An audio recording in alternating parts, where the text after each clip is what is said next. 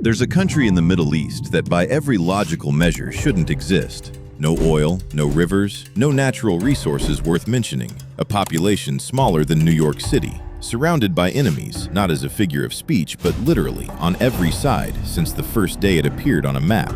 And yet, it operates one of the most effective militaries on the planet. Its intelligence service runs operations in countries where it doesn't even have an embassy. It produces more tech startups per capita than anywhere else on Earth. This doesn't happen by accident. Systems this effective don't appear randomly. Militaries this precise don't build themselves. Cultures this resilient don't emerge from nowhere. Something created this. But to understand what, you have to go back before the army existed, before the startups, before the reputation, when this country had been alive for less than 24 hours and was already fighting for its life. The question isn't how Israel survived its first war. The question is what surviving that war in those conditions did to everyone who lived through it and to every generation that came after, because that's the story we're actually telling. May 14, 1948, David Ben-Gurion stands in a museum hall in Tel Aviv and reads a Declaration of Independence into a microphone. The room erupts. People are crying. After 2,000 years, a Jewish state exists.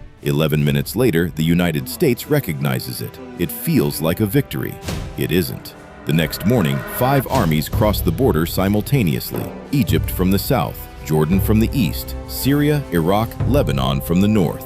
What they're invading is not, by any military definition, a country yet. There's no standing army, no air force, no tanks worth counting. There are about 600,000 people, half of whom arrived in the last few years with nothing. No language, no money, many of them still carrying the psychological wreckage of concentration camps. On paper, this ends in days. It doesn't. Israel wins that war. And for a long time, the explanation people reach for is willpower, desperation, the courage of people with nothing left to lose. That's not wrong, but it's incomplete. Because here's what nobody talks about.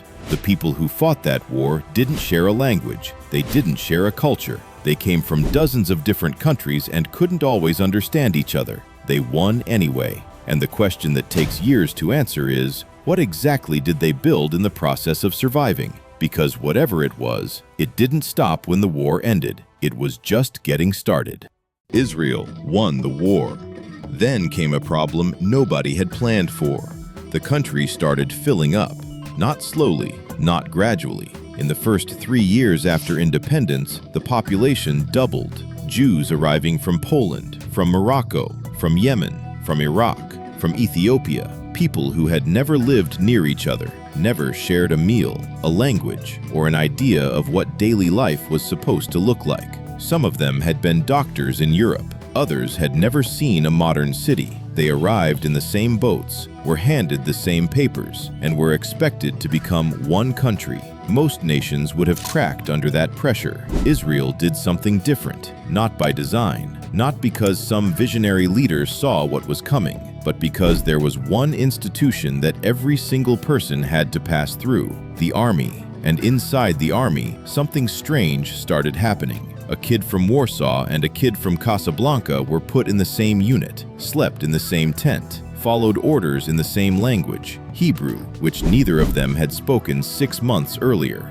They didn't become friends because someone told them to. They became friends because their lives depended on it. That's a different kind of bond. And here's the part that takes decades to show up in the data. Those bonds didn't end when the service ended. The kid from Warsaw and the kid from Casablanca go home, build careers, start businesses, make decisions about who to hire, who to trust, who to call when something goes wrong. And they call each other. Israel's business culture runs on army networks, not universities, not family connections. The people you were with when things got hard. Nobody planned this. A country desperately trying to hold itself together accidentally created one of the most powerful professional networks on Earth. But the army did something else too, something that would take another generation to fully understand.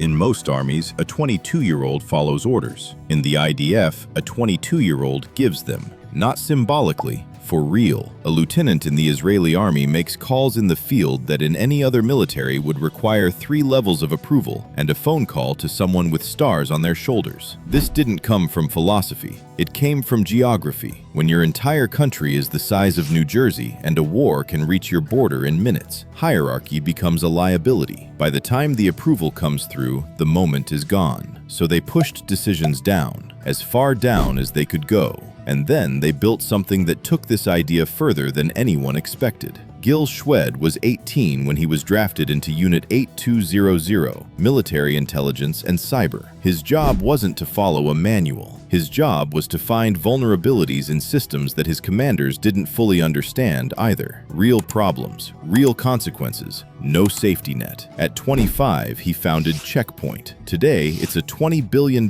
company that secures the networks of half the Fortune 500. He didn't go to MIT. He didn't have a famous mentor. He had a military unit that handed him problems most adults wouldn't know how to approach and told him to figure it out. Thousands of people went through programs like this. They didn't stay in the military. They went home, started companies, hired the people they'd served with. The army wasn't just training soldiers. It was producing something else entirely. Nobody had a name for it yet.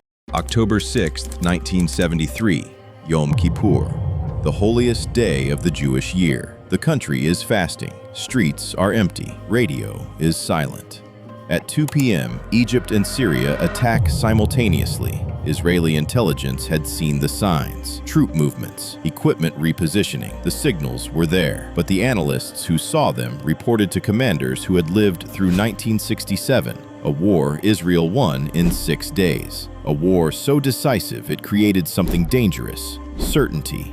The assessment came back. It's probably a military exercise. It wasn't. In the first 48 hours, 180 Israeli tanks face 1,400 Syrian tanks on the Golan Heights. On the Sinai, Egyptian infantry crosses the canal and dismantles fortifications that were supposed to be impenetrable.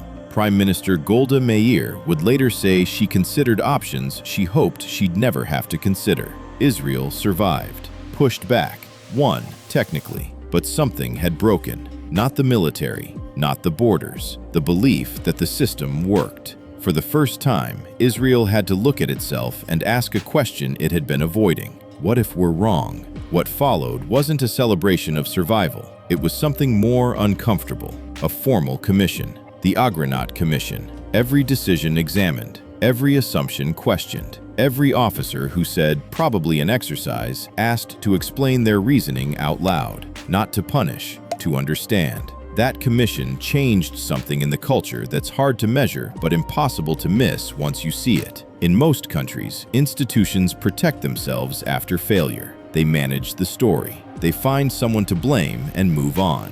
Israel built a different reflex: tear it apart, find the exact moment it went wrong, rebuild from there. It became a pattern, not just in the military, in companies, in hospitals, in technology teams. The Israeli term for it is debriefing, but it's not what most organizations mean when they use that word. It's closer to an autopsy performed on something that's still alive. And what came out of 1973 wasn't just better intelligence. It was a country that had learned how to fail productively, which turned out to be one of the most valuable things it ever accidentally taught itself. Israel had a problem that should have ended everything before it started.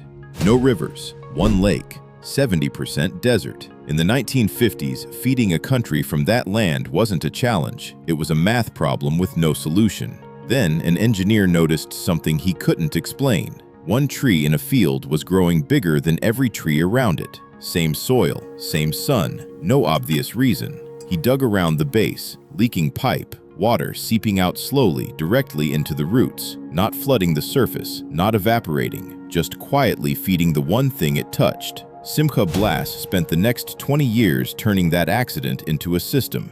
Water delivered not across a field, but to each individual plant, drop by drop, almost nothing wasted. The technology that came out of that leaking pipe now runs on tens of millions of hectares across India, China, and Africa. It was invented because a small desert country had no margin for waste, and now feeds people who have never heard of Israel, never heard of Blas, never heard of that tree. That's how these things usually travel. The desperation stays home, the solution goes everywhere, and the numbers that followed are almost hard to believe. Nearly 90% of Israel's wastewater is recycled and used again. The next closest country, Spain, is at 20%. A country that spent its first decades in permanent water crisis now exports water technology to the rest of the world. But here's the quiet irony nobody mentions in the success story. The system works partly because Israel is tiny, small enough that moving recycled water from a city to a farm is economically viable. The same solution applied to a country the size of California falls apart under its own geography. Israel exported the invention. It couldn't export the conditions that made the invention necessary. The breakthrough and its limits were always the same size. Then, just as the water problem was becoming manageable, nearly 1 million people showed up in a decade, and almost none of them spoke Hebrew. In 1990, the Soviet Union was collapsing, and in the middle of that collapse, about 1 million people looked at what was coming. The chaos, the uncertainty, the anti-Semitism that always seemed to resurface in bad times, and made a decision. They left. Most of them came to Israel. This wasn't a slow migration. It wasn't gradual. Between 1990 and 2000, Israel absorbed roughly 1 million immigrants into a country of 5 million people, the equivalent proportionally of the entire population of France moving to the United States in a decade. The government was not ready for this. Housing didn't exist. Jobs didn't exist. The infrastructure for absorption was built for thousands, not hundreds of thousands. And there was another problem nobody had fully anticipated. These weren't refugees in the conventional sense. They were scientists, engineers, mathematicians, doctors. The Soviet education system, whatever its failures, had produced world-class technical minds for decades. They arrived in a country that had no idea what to do with them. Engineers drove taxis. Physicists stocked shelves. A woman who had spent 20 years conducting orchestras in Moscow was cleaning offices in Tel Aviv. For a few years, it looked like a catastrophe. Then something shifted. Israel in the early 1990s was already developing a technology sector, small, promising, built largely on the military networks from chapters we've already covered. It needed engineers. It needed people who could sit down with an unsolved problem and not leave until it was solved. It turned out it had just imported 1 million of them. Within a decade, the Soviet immigrants had moved from taxi drivers to engineers to founders. The technical density they brought, the sheer concentration of scientific training in a small country, accelerated Israel's tech sector faster than any policy or investment could have. By the 2000s, Israel had more companies listed on the NASDAQ than any country outside the United States, not despite the 1 million people who arrived with nothing, partly because of them. But here's what that story usually skips. The absorption wasn't clean. The generation that drove taxis and stocked shelves, many of them never recovered professionally. They gave their credentials to a country that didn't have time to honor them. Their children became the engineers and founders. The breakthrough belonged to the next generation. The cost was paid by the one that came first. How did Israel become what it is today? Not strategy, not vision, not the right leader at the right moment. Something less comfortable than any of those. Every system in this story was built by people who weren't trying to build a system. They were trying to solve the next problem, then the one after that. None of them could see what they were constructing, because you never can when the situation is that urgent. And here's what the whole story adds up to. Israel didn't become powerful because it chose the right strategy. It became powerful because history left it with no acceptable alternative. No resources meant no choice but people. Permanent threat meant no choice but speed. Every constraint that should have been fatal became the exact pressure that produced something the rest of the world couldn't manufacture on purpose. That's why the system can't be copied. You can replicate the structure, fund the programs, tell founders that failure is data. Dozens of countries have tried, but you cannot choose to have no margin for error. You cannot decide that the alternative to becoming something is being destroyed. The pressure came first. The system came second.